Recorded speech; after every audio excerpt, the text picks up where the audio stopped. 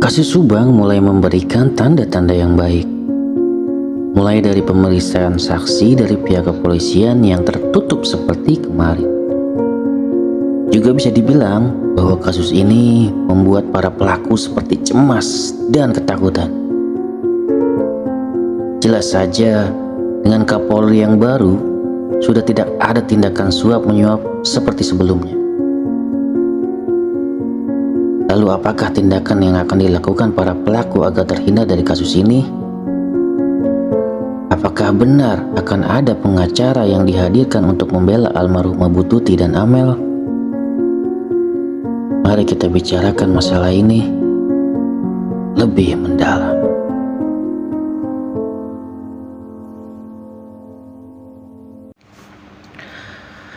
Ya teman-teman semua, balik lagi bersama gue Kapian News. Masih membahas tentang update kasus Subang ya teman-teman. Sekarang yang lagi hangat dibicarakan yaitu tentang pengacara untuk kedua korban, yaitu almarhumah Bu Tuti dan almarhumah Amel ya teman-teman.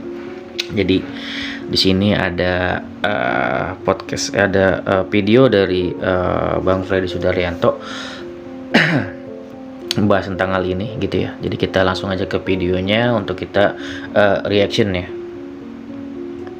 Kalau memang benar ya bahwa apa yang disampaikan oleh Bapak Yosep, rencananya bahwa bersama dengan Bapak Arhaman Hidayat akan menjadikan pendampingan hukum buat kedua korban, ya kita harus apresiasi. Inilah yang kita tunggu-tunggu sebenarnya gitu kan. Tadi pagi saya mendapatkan telepon dan beliau menyampaikan itu kepada saya. Ya saya sekali lagi mengapresiasi. Ya mudah-mudahan memang tidak adanya. Ya kalau memang dilihat dari silsilah ya Pak Yosep memang kan suami dari almarhumah Ibu Tuti dan bapak dari almarhumah Amelia. Betul, yang sudah memang harus berkewajiban ya memang dari Pak Yosep dari dulu kayak gitu. Tentu di sini nanti gue juga akan mau berbicarakan tentang plus minusnya gitu kan. Mungkin ada negatif dan sisi positifnya gitu ya tentang hal ini kayak gitu. Lanjut kita sebentar ya. Teleponnya secara maksimal. Ya, tapi intinya bahwa Bapak Yosep Hidayah ya berserta Pak Rahman Hidayah itu katanya akan menjadi pendampingan buat kedua korban dan sedang disusun surat-suratnya seperti itu. Ya, saya mengapresiasi sekali. Saya sangat gembira sekali.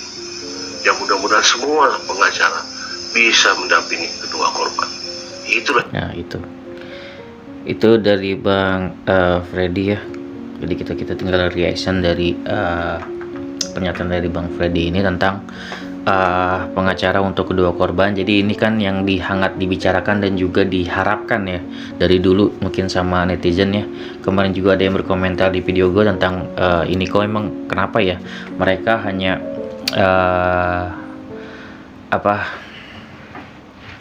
memikirkan diri mereka pribadi tanpa memikirkan korban. Kenapa nggak ada pengacara untuk korban gitu kan ya.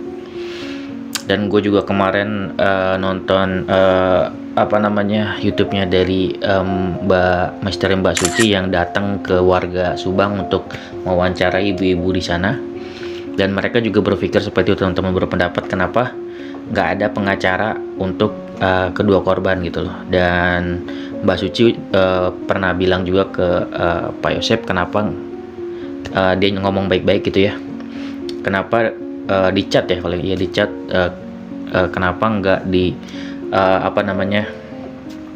diajukan untuk ada pengacara untuk kedua korban. Dan di situ Mbak Suci bilang bahwasanya dia cuman pada saat chat itu di chat ya, cuman emoticon doang, emoticon begini gitu kan ya dari Pak Yosep, sambil yang mungkin mantap gitu kan, tambah tanda jempol. Jadi nggak ada respon apapun, dia cuman terus Mbak Suci berharap ya udah semoga pokoknya nanti ada gitu. Jadi sebenarnya mungkin dari situ harapannya gitu kan ya. Harapannya bahwasanya nanti Pak Yosep bakal mengabulkan kayak gitu, ibarat kata kayak gitu. Jadi di sini prosesnya gimana Bang? Prosesnya itu tadi gue jelasin dari video Bang Freddy juga. Bang Freddy itu jadi ditelepon teman-teman sama Pak Yosep gitu ya, bahwasanya dia ingin memberitahu tentang hal ini gitu. Pemikiran gue pada saat itu, kenapa harus ngomong sama Bang Freddy gitu loh? Apakah karena mau diberitakan gitu, jadi mau dikasih tahu masyarakat lewat Bang Freddy agar citra dia jadi baik gitu? Apakah niat dia seperti itu? Ini ambil dari sisi positif negatif ya teman-teman. Kalau positifnya mungkin dia udah sadar ya, tapi sadarnya kok lama banget gitu. Kenapa gak dari awal gitu loh? Di sini emang agak susah juga ya. Tapi kalau misalkan nih ya, kalau teman-teman berpikir nih, secara normalnya dari awal gitu loh, dari awal seharusnya sebagai kepala keluarga terjadi pembunuhan nih sama istri dan anak ya, harus kan sudah dari awal dia menyediakan nih pengacara untuk korban gitu loh. Selain dia juga memang ya butuh pengacara misalkan kayak gitu. Untuk apa? Ya untuk menangani hal ini biar cepat kelar gitu, diselidiki juga kayak gitu kan. Harusnya kan dari awal seperti itu. Maksa sih sampai Mbak Suci ngomong dulu, kenapa orang lain di luar itu malah bukan keluarganya, bukan siapa-siapanya, mengingatkan kan gitu, mengingatkan untuk dia nyediain pengacara setelah 2 tahun ini gitu kan. Dia ngomong, baru dia kepikiran kayak gitu untuk ngelakuin hal itu gitu loh. Ngomong mungkin setelah dia berdiskusi ya sama Pak Rohman pengacaranya Pak Yosep, ya udah mau dia untuk ngelakuin diurus dokumen untuk agar ada pengacara nih untuk kedua korban kayak gitu. Di sini gue ya mohon maaf ya, bukannya ingin berpikir negatif atau gimana, tujuannya gue langsung berpikir apakah ini untuk motif gitu loh. Bisa juga untuk seperti itu ya. Kalau misalkan di sini gue azas praduga ya teman-teman, nanti teman-teman juga berhak nih berkomentar praduga teman-teman seperti apa, praduga tak bersalah ya teman-teman, karena gue kok ada kepikiran ke situ juga gitu. Apakah memang kalau misalkan dia pengen ada yang namanya pengacara, harusnya kan sudah diusahain lebih awal ya, udah tanpa berkomunikasi sama YouTuber pun harusnya sudah diusahain banget untuk hal tersebut gitu, dan dia inisiatif sendiri gitu loh. Kenapa dia harus nelpon YouTuber dulu gitu atau gimana gitu kan.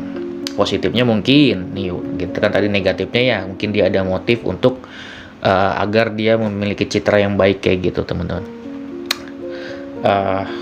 Positifnya apa gitu? Positifnya bisa jadi dia memberikan tanggung jawab itu kepada para YouTuber nih yang dia emang percayai semuanya ya, untuk mungkin Pak Freddy dan Pak Freddy kan ada beberapa ya, Pak Freddy, Bang Heri, Bang Yahya, ada Bang Jack, itu ngumpul tuh untuk semalam ini nih. Untuk malam ini dia ngumpul kemarin. Ini lagi ngumpul nih malam ini. Ini gue buat video pada saat dia lagi ngumpul, lagi nge-live gitu kan. Untuk membicarakan hal ini teman-teman, masalah pengacara ini. Nggak tahu nih apa Pak Yosep untuk menunjuk pengacaranya apakah ditujukan kepada YouTuber ini untuk dicari pengacara yang terbaik, ibarat kata kayak gitu. Karena sekarang lagi ngumpul nih mereka kayak gitu. Paling negatifnya gue juga kemarin lihat mungkin sehari atau 2 hari lalu pada malam hari Anjas Asmara bilang juga bahwasanya beliau menekankan ya jangan terlalu dekat sama saksi kayak gitu loh, dan itu emang ada benernya juga ya. Gue khawatirnya kayak kemarin gitu loh, yang kemarin gue bilang ada penekanan, ada intimidasi gitu loh. Ya kemungkinan intimidasi bisa juga ya dari Pak Yosep gitu kan, bahwasanya dia yang deket nih sama para YouTuber kan gitu. Mungkin dia ngerasa punya kuasa atau gimana kan, dia bisa nih ngubungin para YouTuber untuk jangan dong gitu kan, yang video ini jangan, yang video ini aja seperti ini gitu. Jadi dia jangan sampai mungkin menjatuhkan citranya. Ini kan juga kan kalau dia ngubungin YouTuber untuk mendapatkan pengacara kan citranya juga jadi baik. Ini kalau misalnya secara motif kita ambil sisi negatifnya seperti itu. Mungkin secara positifnya agar mungkin teman-teman gak berpikir negatif, bisa juga diserahkan kepada para YouTuber nih untuk mencari pengacara yang terbaik agar dia juga tidak dicurigai kan kayak gitu. Jadi niat baik dia supaya tidak disalahkan. Misalkan kayak gua tadi berpikiran seperti itu, jangan diberpikir negatif mungkin kayak gitu kan. Gua nggak tahu nih, kadang menurut pada saat Mbak Suci waktu itu membicarakan tentang pengacara gitu ya, gue lupa pada siapa waktu itu. Oh ya, kepada orang lain lah pada saat itu dia membicarakan tentang pengacara untuk korban gitu. Jadi orang itu nanya gitu, nanti apa penanggung jawabnya siapa? Sebenarnya harus ada kayak gitu teman-teman. Ada juga yang harus penanggung jawabnya, walaupun ini kan untuk korban ini gitu kan. Untuk kedua korban ini tetap harus ada yang megang gitu teman-teman. Ya menurut gue yang paling tepat untuk megang ya tentunya keluarga dari Bu Tuti gitu, keluarganya, maksudnya keluarga ibunya gitu loh, bukan dari keluarga inti dari Pak Yosep gitu. Pak Yosep ya sudah memiliki ini sendiri gitu kan, sudah ini dari keluarga misalnya diwakili sama keluarganya Bu Tuti berkata kayak gitu. Kan nggak mungkin juga dong kalau misalkan apakah ia dikasih ke YouTuber yang ini kan bukan siapa-siapa. Ya bisa aja, bisa, karena Mbak Suci juga bilang ya bisa aja kalau misalkan dikasih kuasa gitu, misalkan Pak Yosep memberikan kuasa kepada YouTuber siapa misalkan kayak gitu untuk sebagai ibarat kata penanggung jawab lah gitu, yang megang gitu kan, megang mengawasi gitu kan untuk pengacara ini gitu, progresnya seperti apa kayak gitu kan, harus ada yang megang juga teman-teman kayak gitu. Jadi seperti itu, teman-teman bisa berpikir ada positif ada negatifnya ya teman-teman. Jadi ya menurut gue juga begitu ya, gue sesuai pemikiran juga sama Anja Asmara ya. Menurut gue jangan terlalu dekat dengan saksi ya teman-teman, karena khawatirnya ya terpengaruh juga. Karena di sini kalau yang dipertanyakan oleh para netizen dan semuanya kan, siapa sih sebenarnya pelakunya kalau menurut YouTubers ini gitu kan. Ya tetap aja memang jawaban yang paling tepat adalah semua para saksi itu berpotensi untuk menjadi tersangka teman-teman, nggak bisa dipungkiri seperti itu. Jadi nggak bisa dipungkiri bahwasanya semua orang juga akan menyerahkan semuanya kepada kepolisian yang memiliki wewenang atas hal itu ya, wewenangnya memang di kepolisian. Para YouTuber semuanya, para netizen semuanya berhak apa untuk cuman sekedar azas praduga doang gitu kan kayak gitu. Jadi kita juga berhak untuk berbicara nih di Indonesia ya, berhak aja untuk azas praduga untuk berkomentar siapa gitu kan. Teman-teman punya pemikiran sendiri, dan gua lihat juga dari komentar-komentar teman-teman semua itu luar biasa banget, emang kritis-kritis banget ya, walaupun tentunya memiliki banyak pemikiran yang berbeda-beda teman-teman gitu kan.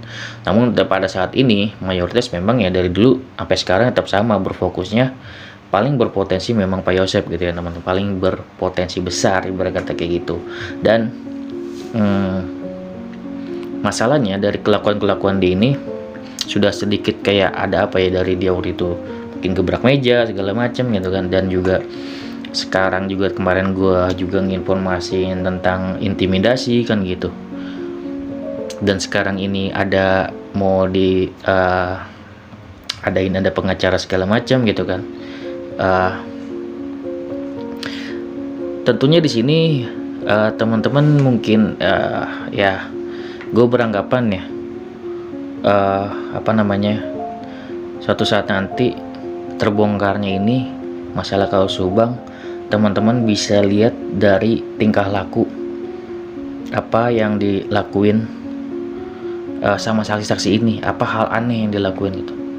Contohnya apa bang? Misalnya seorang pengacara menyenggol saksi lain kayak gitu, seperti kemarin kayak gitu. Apakah pantas seperti itu gitu loh? Sedangkan ya menurut Pak Freddy tadi gue setuju banget juga, ada dia ngomong kalau bisa semua pengacara yang mengikuti hal ini siapapun, mewakili saksi siapapun gitu kan, kalau bisa bertumpu lah pada korban gitu. Karena di sini Yang kita pentingin adalah keadilan buat korban gitu loh, seperti itu. Itu akan lebih baik. Gue setuju banget sama Pak Freddy tadi. Jadi ya gue yakin walaupun mereka dekat dengan Pak Yosep, mereka di sini gue yakin punya kepribadiannya masing-masing yang kuat, nggak terpengaruh sama orang lain gitu teman-teman. Gue yakin seperti itu, karena di sini mereka ini berdiri untuk kemanusiaan teman-teman. Jadi waktu mereka segala macam harus benar-benar dihargai kayak gitu. Dan kita sebagai netizen ya, termasuk gue sebagai netizen juga mengawal kaos ini dan mendukung mereka sepenuhnya gitu teman-teman. Apapun nanti kesalahan mereka atau apa, mereka nih udah berusaha berjuang gitu teman-teman, harus dihargai, bukan diintimidasi kayak gitu. Mereka tuh harusnya bebas, jangan sampai diintimidasi. Mereka ini adalah ujung tombak kita teman-teman untuk kasus ini bisa selesai gitu teman-teman. Jadi teman-teman dukung terus ya untuk mereka terus mengawal kaus Subang sampai akhir gitu teman-teman. Oke teman-teman semua, silakan komen untuk hal ini ya teman-teman. Teman-teman bebas berpendapat untuk asas praduga tak bersalah, jadi teman-teman bebas. Mungkin besok-besok gue bacain komentar teman-teman semua. Oke teman-teman semua, itu episode dari gue, semoga bermanfaat. Wassalamualaikum warahmatullahi wabarakatuh. See you next video teman-teman.